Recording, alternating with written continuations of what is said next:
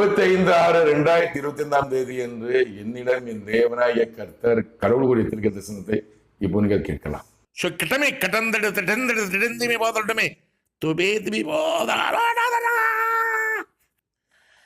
America Iran போர் ஆரம்பமாகும் ஆரம்பமாகும் ஆரம்பமாகும்.